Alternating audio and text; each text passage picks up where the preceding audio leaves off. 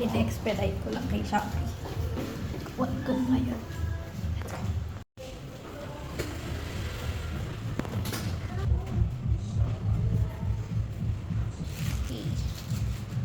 Hey, we're going to Stardust Cup of Joe concert. So, quick story time muna. Nung college, kabatch ko kasi yung isa doon na guitarist nila, which is si Clint Shoes. Naging kaklase namin sila sa ibang subjects namin nung college. Pero that time kasi, hindi naman namin talaga sobrang, baga hindi pa sobrang sikat nun yung Cup of Joe. Pero kilala ko na sila. Kasi yung kapatid ko, avid fan naman. So, sa sobrang ka-avid fan ng kapatid ko, kada naglalaba kami, one of our playlist na yung Cup of Joe songs. So, noong una, casual lang na pinapakinggan. Ba't tumata?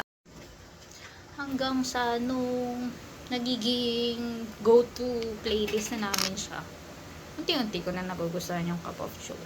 Pero, mas avid fan pa rin talaga yung kapatid ko.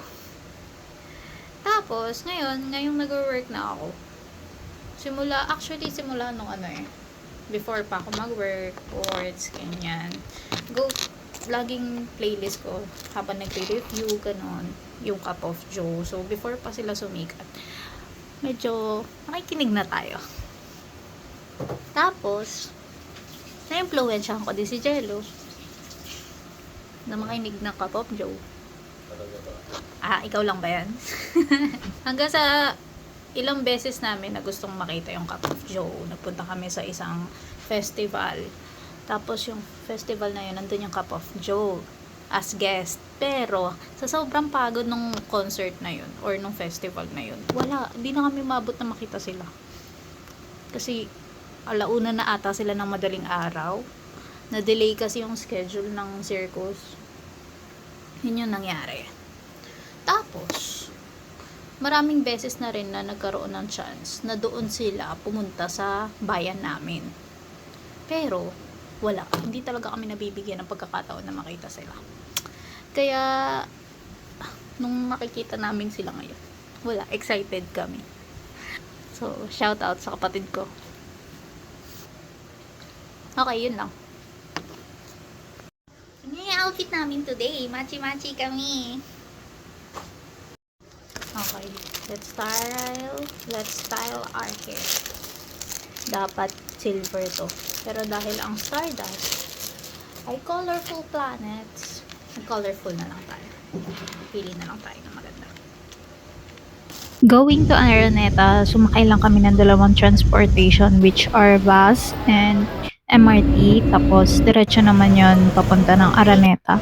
Kumain muna din kami ng early dinner before the concert. Tapos nag-ready ng aming mga snacks na dadalhin sa nasa loob. Outfit check muna guys. Cutie kasi matchy-matchy kami. Mga last minute decisions yan.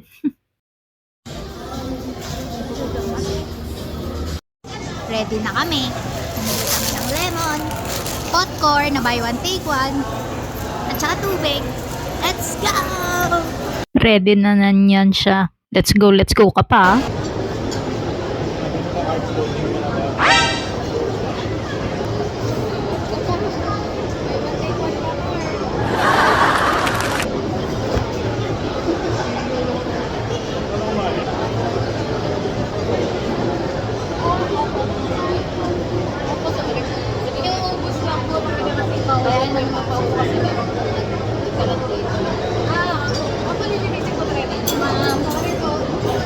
Nung pumasok kami, nakakatuwa kasi may light band. Tapos ang gaganda ng merch nila, meron pa sa dati na Silakbo concert nila. Dahil inubos pa namin yung merienda, free seating kasi yung binili namin. So nagkahiwalay pa kami ng upuan. First time pa naman ni Jello to.